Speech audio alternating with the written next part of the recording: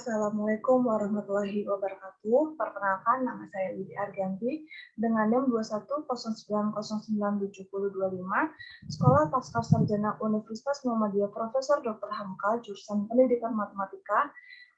Video ini kita akan membahas dengan mata kuliah penulisan dan publikasikan ilmiah dengan materi struktur artikel. Mengapa perlu menulis artikel? Yang pertama, menyampaikan hasil-hasil penemuan ilmiah kepada komunitas saintis akan lebih efektif jika dilakukan dengan cara yang seragam. Yang kedua, cara yang seragam tersebut hadir dalam bentuk dan urutan yang disepakati oleh komunitas ilmiah sebagai scientific format. Yang ketiga, penyampaian dengan format ilmiah membantu agar artikel ilmiah dapat dibaca oleh komunitas ilmiah dalam berbagai tingkatan. Pengertian artikel adalah karangan berisi fakta dan opini yang dibuat untuk dipublikasikan di media cetak maupun media sosial. Apa tujuan artikel bagi penulis dan bagi pembaca? Tujuan artikel bagi penulis, 1. Sarana untuk menjelaskan atau membahas suatu masalah sesuai bidang tertentu. Yang kedua, sarana untuk menentukan, menguraikan, atau membahas pokok masalah yang telah ditentukan oleh peneliti. Yang ketiga, sarana publikasi hasil pemikiran secara ilmiah. Tujuan artikel bagi pembaca, 1. Sarana mendapatkan pengetahuan dan informasi.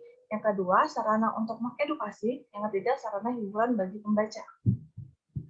Ciri-ciri artikel, yang pertama ringkas, padat, jelas, dan tuntas. Yang kedua, isi dapat mengandung fakta atau opini didasari teori dan data yang valid.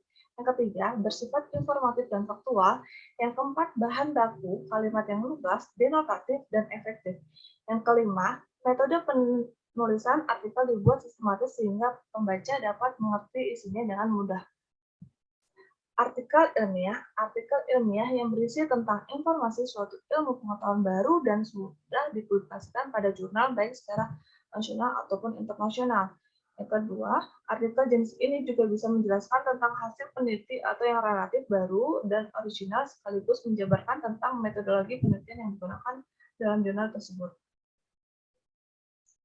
Struktur artikel ilmiah, yang pertama judul, yang kedua abstrak, yang ketiga kata kunci, yang keempat pendahuluan, yang kelima metode penelitian, yang keenam hasil dan pembahasan, yang ketujuh penutup, dan kedelapan perpustakaan. Judul, setiap artikel ilmiah harus memiliki judul yang jelas, lugas, dan informatif serta menarik. Dengan membaca judul akan memudahkan pembaca mengetahui inti jurnal tanpa harus membaca keseluruhan dari jurnal tersebut. Judul tidak boleh memiliki makna ganda, sebaiknya judul tidak lebih dari 12 kata. Untuk contohnya seperti ini. Abstrak terdiri dari 150 sampai 200 kata, memuat uraian singkat mengenai masalah dan tujuan peneliti, metode yang digunakan dan hasil penelitian. Tekanan penulis abstrak, terutama pada hasil penelitian, abstrak ditulis dalam bahasa Indonesia dan bahasa Inggris. Pengetikan abstrak dilakukan dengan spasi tunggal dan margin yang lebih sempit dari margin kanan dan kiri teks utama.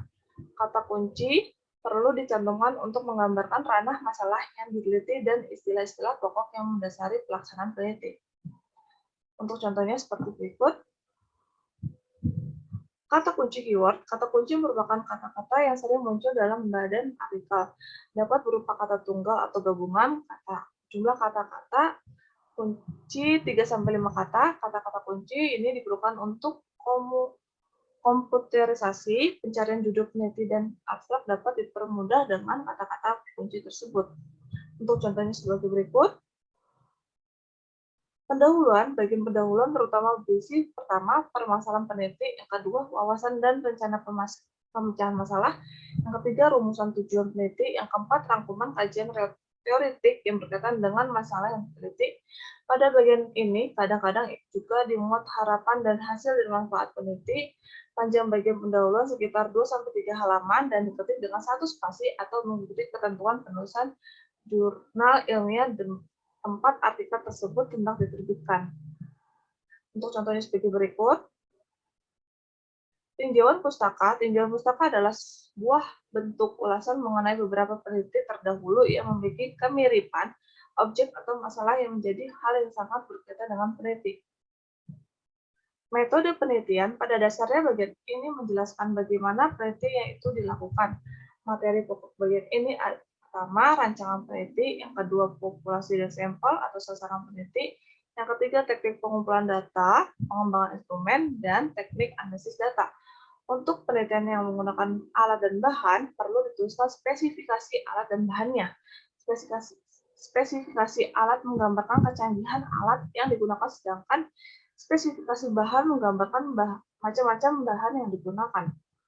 Untuk contohnya seperti berikut. Hasil dan pembahasan bagian ini merupakan bagian utama artikel hasil penelitian dan biasanya merupakan bagian terpanjang dari suatu artikel. Hasil penelitian yang disajikan dalam bagian ini adalah bersih, proses hasil analisis data seperti perhitungan statistik, dan proses pengujian hipotesis tidak perlu disajikan, hanya hasil analisis dan hasil penguji hipotesis saja yang perlu dilaporkan. Tabel dan grafik dapat digunakan untuk memperjelas penyajian hasil penelitian secara verbal. Tabel dan grafik harus diberi komentar atau dibahas. Untuk contohnya sebagai berikut. Kesimpulan, menyajikan ringkasan dari uraian mengenai hasil dan pembahasan mengacu pada tujuan peneliti. Berdasarkan kedua hal tersebut, dikembangkan pokok-pokok pikiran baru yang merupakan esensi dari temuan penelitian. Kesimpulan bukan menulis ulang bab hasil dan pembahasan, namun merupakan kalimat baru makna dari hasil penelitian dan analisisnya. Untuk contohnya sebagai berikut. Daftar pustaka harus lengkap dan sesuai dengan acuan yang disajikan dalam batang tubuh artikel.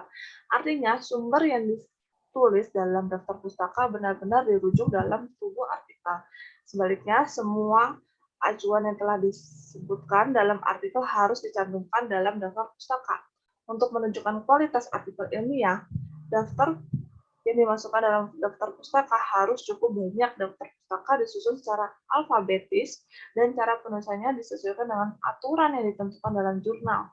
Kaidah penulisan kutipan acuan dan daftar pustaka mengikuti buku pedoman ini. Untuk contohnya seperti berikut.